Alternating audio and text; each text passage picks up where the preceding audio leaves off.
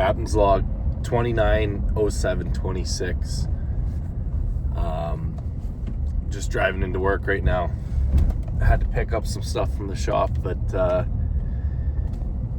today I wanted to attempt to explain why I think we are in 3 wars simultaneously, even though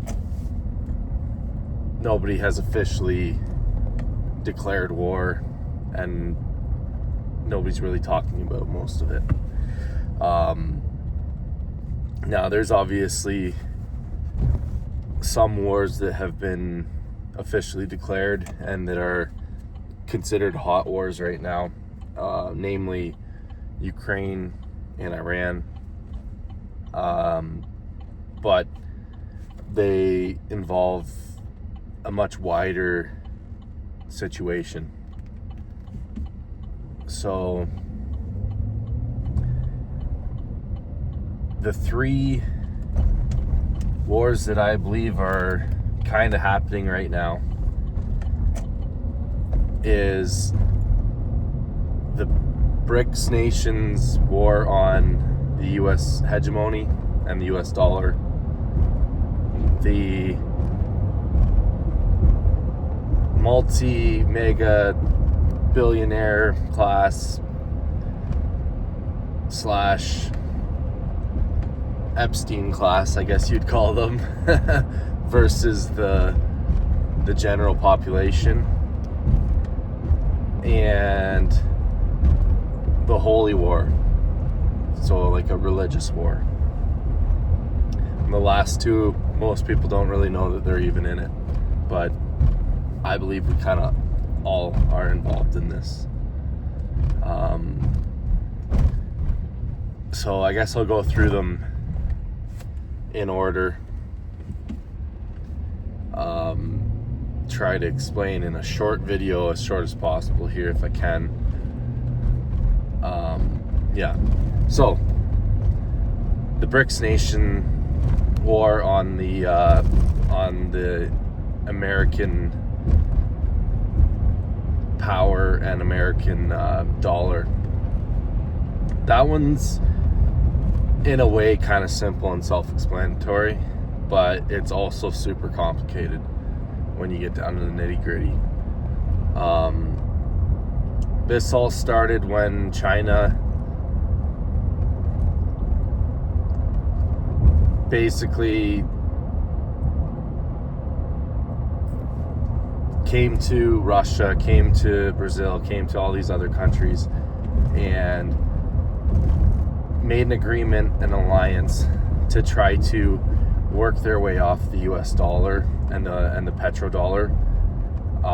And they're attempting to go back to gold standard of some sort and peg the yuan to physical gold, because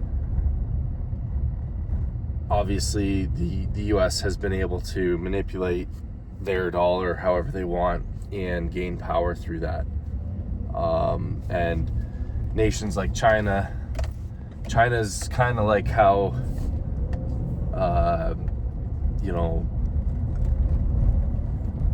China thinks in a way, in long-term ways, and they also think in a way of national identity. In fact, they're so nationalist that they believe that they are the chosen race. The way that history has lied about what Hitler thought, that's actually how China thinks. So they believe that they're genetically better than everybody else and that they deserve whatever. Now, obviously, America and Britain and the West are the only reason that China's not a third world country. Western corporations, Western taxes, Western everything built China. The Chinese didn't build China. Like, they physically built it, but they didn't. It didn't become what it is without them. If it wasn't for the West, China would be speaking Japanese right now. But that doesn't negate that China has a very long and important history, and they are a very powerful nation, a powerful people, a strong, hardworking people, and they believe that they've been, given the short hand of the stick, and they're basically trying to stand up to a bully, and that bully is America. And in some ways they're right about that. In some ways that's correct. And there's no reason that China can't be a superpower and America can't be a superpower. Like, they could both exist, but when it comes to politics, everybody thinks it's a winner take all game, so that never actually happens. So when the BRICS started up, obviously America saw this as a threat to its existence. Without the petrodollar, America doesn't exist the way America exists right now. The American war machine, the corporate oligarchs, lifetime politicians with their cushy senator positions and all that, they don't exist the way they do now without that power. So this war has started from the very beginning of BRICS. This basically started, and it pulls every nation in the same way that any other world war has done. The only difference is this isn't kinetic in the way that World War II was. So this has been a shadow war for a long time. Now, like, books like 1984 and that, they talk about wars happening in the Middle East, or what seems to be a far off land to the people living at home in the West or the East. But there's always something going on, always a proxy war going on. And that's kind of what's happening right now. You have Russia in Ukraine, and they say it's for, whatever reasons they say it's for. Obviously, NATO stepped out of bounds as well. But in reality, it's a grab at, the land of Ukraine to protect their borders from what they believe is coming, which is a much larger war. And they need that, A, the buffer zone, and B, they're taking control of the breadbasket of Europe, and also the waters surrounding Ukraine is important. So they're trying to establish a foothold there and cut off Europe from basically the Middle East in some way. And if you look at the map, Russia, Iran, and China, if they have full control of that area, that's a huge area of the map. It's not only is it massive, but it controls, like, they can basically play at will, landlocked. They can build, highways and rail systems and whatever to trade within themselves and control, vast areas of Asia, and technically they can kind of cut off the north end of Africa from European and Western control as well. So that's a huge deal to them. So anyways, Russia then invaded Ukraine. That's been going on for a while.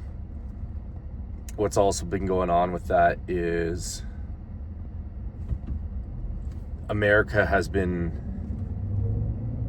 clearly fighting in Ukraine as well, just under the banner of Ukraine. Like, they're learning, not only are they learning how to fight a new war in a new technological age, but they're also targeting certain infrastructure in the Russian, like actually in Moscow, actually in Russian territory. So, and I'll touch on this because this is a big one. So they're all fighting this, BRICS versus America war. And one of the most important parts of that, and one of the reasons that America's in Iran, and one of the reasons that this will start to make sense, is because whoever controls energy is able to control the world in some form and fashion. So you can't fight a war without energy. You can't do proper trades without energy. You can't feed your nation without energy. There's a lot of things. So one of the things that America's targeting in Ukraine, or in Russia from Ukraine, is Russian energy outlets, all their oil refineries, things like that. You see them now on the news. They're getting hit quite often. So that's a huge part. Obviously, America's thought that they were going to steamroll Iran, which I made a video about how silly that was right when it started. It was a stupid move. Iran, it doesn't matter. Like, for thousands of years, the Persians have had basically a fortress. Like, it's always been impenetrable for outside armies to go in and try to fight the Persians, and it's always been that way. It's basically a giant country surrounded by mountains, basically impossible. They've always had time and the ability to build these giant nations and giant armies from inside that fortress, because they know that they can't be touched in there. They end up going out fighting, throughout the history. The Persians have always gone out and tried to impose their will outside of that fortress. They end up getting, stomped. Basically, as soon as they're outside of that, they end up getting defeated. But no army has ever gone in there and steamrolled Iran the way that America thought they were going to. It just never happens, and it can't. It's almost impossible. So that move was kind of dumb. I understand, like, if you look at it again through the lens of why it's happening, America thinks that they're gonna choke off that part of the BRICS.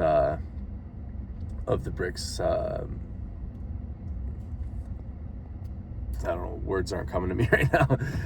But anyways, they think they're going to control that. So they think that they're going to be able to cut off the oil flowing from Iran and the energy from Iran to China.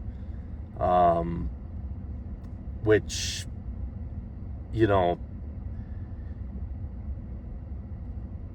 if you think of it that way, it makes kind of sense, but it's still a stupid move. So it's, at least anyways, that's how I see it. That's how I think that they kind of thought about it. They talk about nuclear weapons and et cetera.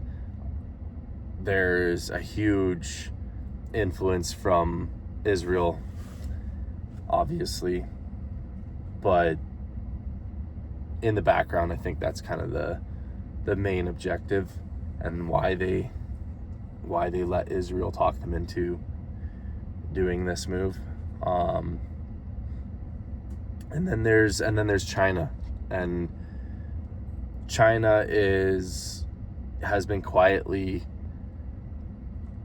for the last 60 years, taking over the manufacturing of the entire world. And once they got powerful enough where they were a nuclear power, they had some sort of parallels to the US, they immediately started, throwing their weight around in the Pacific Ocean, around the nations, the Philippines, all these areas that are near China. They started bullying them. They went into Africa almost immediately. They started the Belts and Road Initiative. They started trying to basically put their tentacles in every nation around them, and they've been vying for control ever since with the US. Again, personally, I don't think there's an issue with having multiple, superpowers all at once. But the problem is, if these nations are still playing the control game, it inevitably turns into a conflict, because if they think that only one person can be at the top, every nation's gonna want to be that top dog. So that's where we're at with that. Right now, we have a hot war in Ukraine, in Iran. The US is talking about preparing its citizens from whatever, 18 years old to 34, whatever it is. They could be drafted if something happens, etc., etc. There's power struggles for, AI, microchips, energy, everything. So that's that. The next thing was the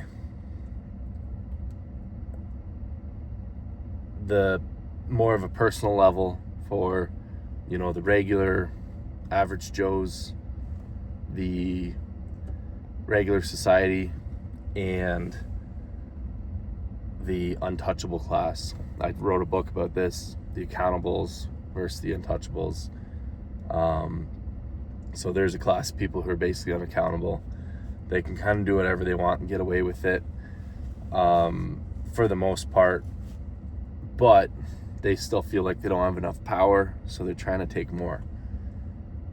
And again, that one's pretty self-explanatory. I'm not going to take a long time to explain this, because I'm going to do a video about that book. But they want to have basically ultimate control if they can. I don't know why. There's a long history to that. I don't think I could explain it properly, just because I don't have a level of understanding on it right now. I'm still trying to learn the history as best I can to see where it kind of stemmed from and why. I can't put myself in that mindset of why you would want to control people like that. If you have everything, what's the point of doing that? But that's where they're at. This also, flows into things like AI, which ends and also control of resources. So there's a huge overlap on all these things.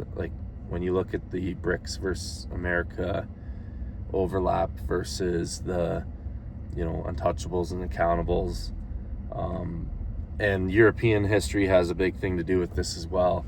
There's a battle of Europe, the old Europe and New America, where that really never got settled. So there's a overlap with that as well. And all of us schmucks are just caught in the middle. We're all wondering, why does everything seem so chaotic right now? Why does everything seem, why does life seem so weird and shitty in some ways, and all this stuff, when it should be a golden age of, technology and all this stuff? But that's part of the reason. You have these people, they think, okay, well, I can put a giant data center, and I don't want to have to answer to anybody else. So I want to steal the resources, have the power just to ourselves, steal the water, etc. And that's one example of many. So there's that whole thing going on. And then the last one the holy war. It's pretty clear, and it's been clear for a long time, that the Muslim Brotherhood has been pushing to infiltrate every Western society. They have been doing this for thousands of years. For some reason, it has been a weak spot in liberal and woke society, where they think that they're helping the poor, whatever, that have been oppressed. And they believe that, again, these self-loathing liberals believe that it's, white and Christian people who have been the scourge of the earth, when in reality the most benevolent societies have been these, Christian Western societies. Obviously, it's where everybody moves to, and the original Muslims that moved to these places were all sweet, kind people, and they were, whether that was on purpose or whether they were fleeing the bad apples back home, is a story in itself. But now we're seeing a very obvious movement of migrants with like sole purpose in mind, and that's to take over and to bully the native population. You see boats and boats and boats of fighting age males fleeing to Britain and Europe, and we have migrants in Canada and the US and everywhere. And then they set up their own little society, their own, laws. They have their own everything. They don't follow the laws of the land. And then they start pushing that onto the people around them and trying to bully them.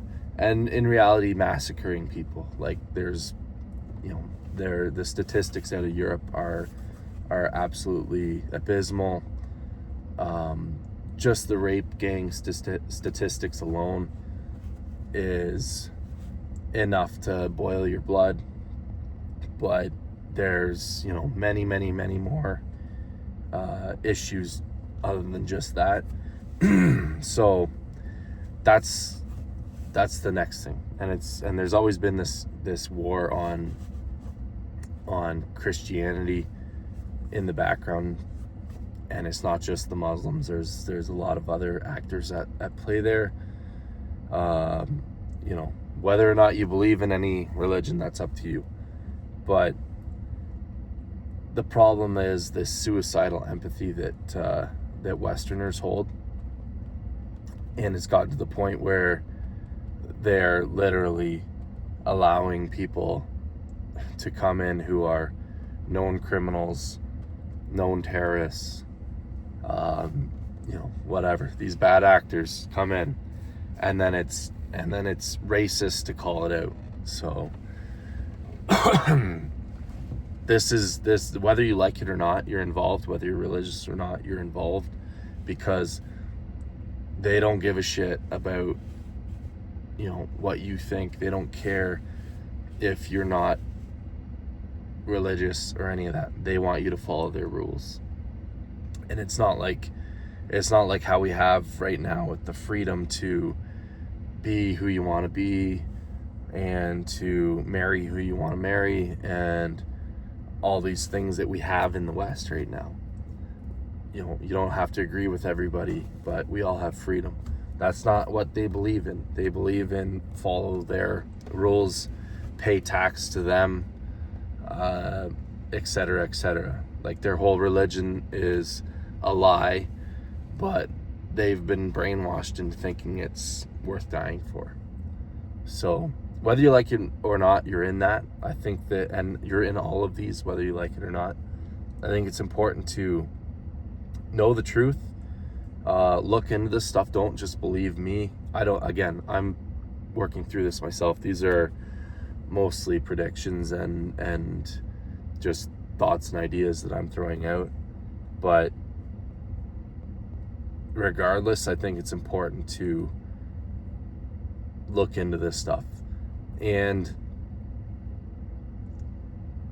it's a good thing to start developing communities, find out who your friends are, find out who really has your back, start working on, helping your family have plans in place for if things go bad. You should do that anyways. You should always be in some way prepared for hard times. Definitely get in shape, work out, be ready. If you can do some, martial arts or training, obviously that helps. I think that especially as like a white Christian, you should be training, almost daily, because they're coming for you.